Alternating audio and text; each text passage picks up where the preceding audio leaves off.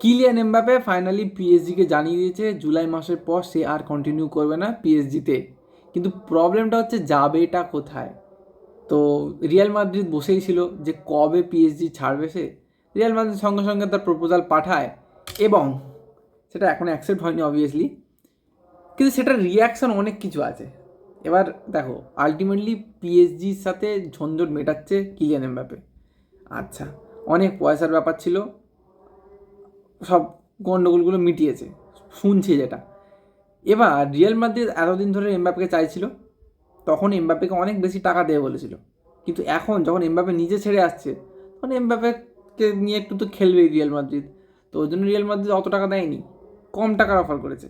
আচ্ছা, এরপরে আরও কিছু খবর আসছে যে পিএসজি নাকি চেষ্টা করবে ওর বদলে, মানে এমবাপের বদলে 3টে টপ প্লেয়ারকে সাইন করার। মানে একটা যথেষ্ট পোটেন্সিয়াল প্লেয়ার ছিল, হাই পোটেন্সিয়ালের প্লেয়ার, তো ওকে রিপ্লেস করতে পারে না। 3টে বড় বড় প্লেয়ার আনার চেষ্টা করছে। তার মধ্যে প্রথম যেটা নাম উঠে আসে সেটা হলো বার্নার্ডো সিলভা, এটা একটা নাম। আচ্ছা, দ্বিতীয় নাম যেটা উঠে আসছে সেটা হচ্ছে ব্রুনো গুয়েমেরেজ নিউক্যাসল ইউনাইটেড থেকে। আর থার্ড যেটা উঠে আসছে সেটা হচ্ছে ম্যাথিয়াস ডিলিট বায়ার্ন থেকে। এটা হচ্ছে 3টে ওর প্রপার রিপ্লেসমেন্ট নয়, টপ প্লেয়ার। আর সেন্টার ফরওয়ার্ডের জন্য তো ওদের কাছে কোলোমুয়ানি আর র্যামোস আছেই, তো ওরা আর হয়তো টপ স্ট্রাইকারের জন্য যাবে না। ওরা আছে, যথেষ্ট ভালো স্ট্রাইকারই আছে ওদের কাছে। তো এই হচ্ছে সিচুয়েশান কারেন্ট।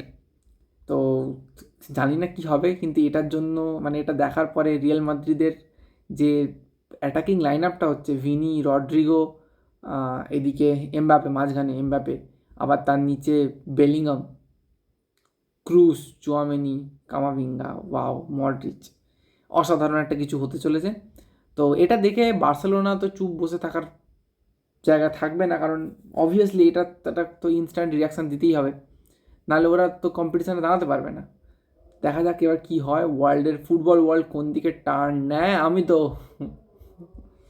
খুব এক্সাইটেড, অনেকদিন ভিডিও করিনি, করে হয়ে ওঠা হয়নি, একটু চাপ ছিল।